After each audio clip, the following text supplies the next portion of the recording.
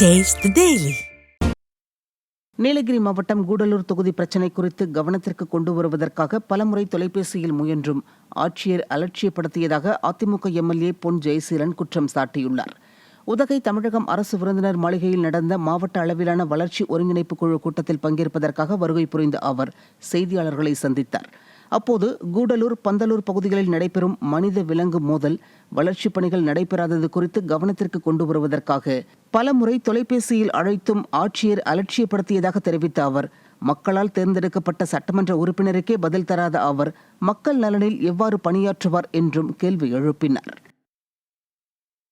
பிரச்சனைகள் இருக்கு, உங்களுக்கு நல்லா தெரியும். ஃபாரஸ்ட்டு, எலிஃபண்ட்டு, லேண்டு, எஸ்டி மக்களுடைய பிரச்சனை, பஞ்சாயத்தில் பணி நடக்குன்னு சொல்லி போராட்டம், இந்த மாதிரி தொடர்ந்து கூடலூர் பகுதியில் போராட்டம் நடந்துக்கிட்டே இருக்குது. ஸோ இது சம்பந்தமாக மரியாதைக்குரிய மாவட்ட ஆட்சியர் அவர்கள்ட்ட கூடலூர் நடக்கக்கூடிய விஷயங்கள் சம்பந்தமாக அவங்களுடைய கவனத்துக்கு கொண்டு நடவடிக்கை எடுக்கிறதுக்காக அவங்கள கேட்டுக்கிறதுக்காக இந்த 3 நாளாக ஏறக்குறைய ஒரு 10-12 முறை அவங்களுக்கு நான் ஃபோன் பண்ணியிருக்கிறேன். ஒரு முறை கூட அவங்க ஃபோனை எடுத்து எனக்கு என்னன்னு கேட்கல. காலையில் 8 மணிக்கு, ஒருவேளை ஈவினிங் பிஸியாக இருப்பாங்க, விசியில் இருப்பாங்கன்றதுக்காக காலையிலேருந்து கூப்பிட்றேன், மத்தியானம், ஈவினிங், நைட்டு எப்போ கூப்பிட்டாலும் அவங்க ஃபோனை எடுத்து எனக்கு எந்த விதமான ரெஸ்பான்ஸும் பண்ணல.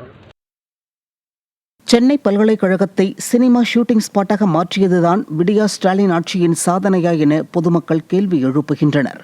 மிகப்பெரிய பேராசிரியர்களையும் ஆய்வாளர்களையும் உருவாக்கிய சென்னை பல்கலைக்கழகம் விடியா ஸ்டாலின் ஆட்சியில் தனது ஒவ்வொரு அடையாளங்களையும் இழந்து நிற்கிறது.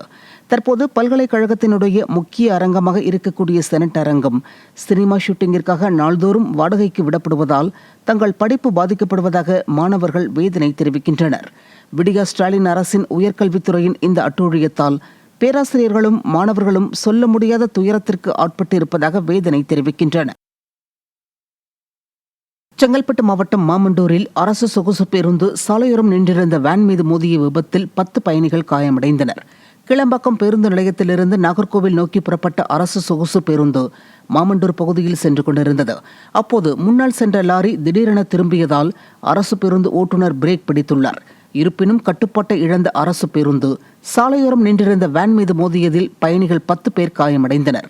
அரசு பேருந்துகளை முறையாக பராமரிக்காமல் மக்களின் உயிரோடு விடியா திமுக அரசு விளையாடி வருவதாக பொதுமக்கள் குற்றம் சாட்டினர்.